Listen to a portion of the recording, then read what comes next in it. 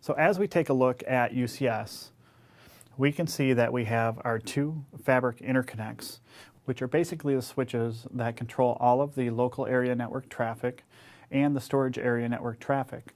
So all of the network connectivity for the servers and all the storage connectivity from the servers flows up from the chassis into the fabric interconnects. The ports on the fabric interconnect can be configured in multiple ways. We have what's called unified ports, so they can become either storage ports or Ethernet ports in this configuration.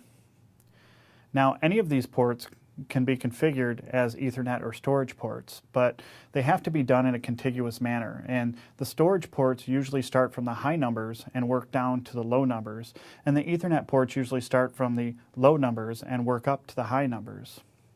There's a slider that you can use to adjust which ones are storage ports and which ones are Ethernet ports in the UCS configuration.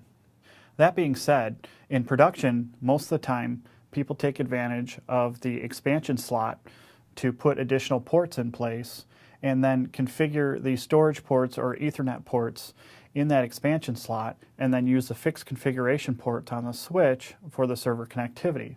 The reason for this is that if I change the configuration of the storage ports or the network ports, I have to actually reboot the switch or reboot the module. And in this case, it's much more disruptive just to reboot the module and adjust the configuration.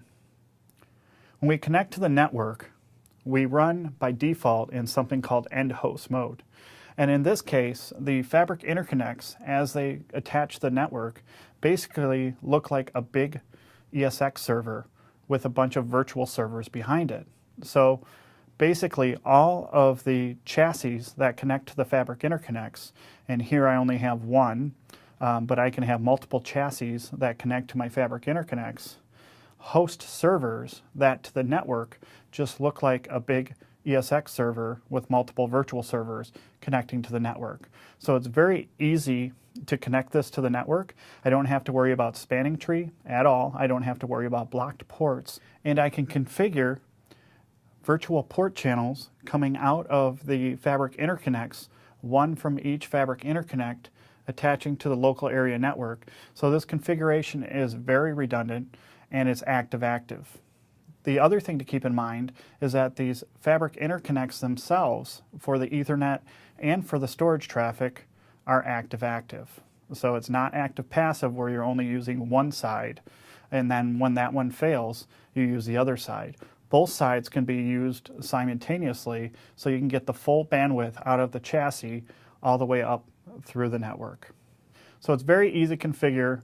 I just share down the VLANs that I want my servers to have access to, and a cable for the throughput of the servers that I need, not necessarily for the connectivities that the individual servers need. So if I need more bandwidth, it's very easy just to add another link to this port channel and provide more bandwidth to all the servers that are southbound to these two fabric interconnects. Similarly, the switch also runs in a storage mode called NPV, or Network Port Virtualization. And what that allows us to do is actually not run any storage services on our fabric interconnect and proxy the logins into the storage network from the fabric interconnects. So that means that I don't have to necessarily manage the storage on my fabric interconnects. I don't have to worry about interoperability between Cisco UCS and my current storage area network if I have a different vendor's storage area network. And it allows me to have that storage connectivity into the SAN in a redundant manner. So once again, I want to maintain my Fabric A or my SAN A and my SAN B paths for redundancy. So in this case, I would have Fabric A using Fiber Channel or FCOE to attach into my storage area network and use SAN path A, and I would have Fabric B, once again using Fiber Channel or Fiber Channel over Ethernet, attaching to SAN B, and I would have my completely redundant paths that never converge.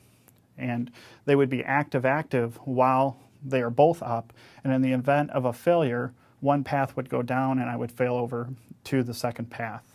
And that's all controlled by the multipathing driver on the storage server. So the fabric interconnects run in nhost mode and NPV mode by default, but they also have the capability to run in spanning tree mode and fiber channel switch mode if you want to run those additional services. But 99.9% of the time, my customers run default the nhost mode and the NPV mode and never look back. It's really only for an individual corner case where you may need the spanning tree mode or the fiber channel services mode in this configuration. That covers how UCS connects to the LAN and the SAN. Please join me for the next lesson, 1.8, Examining UCS Manager.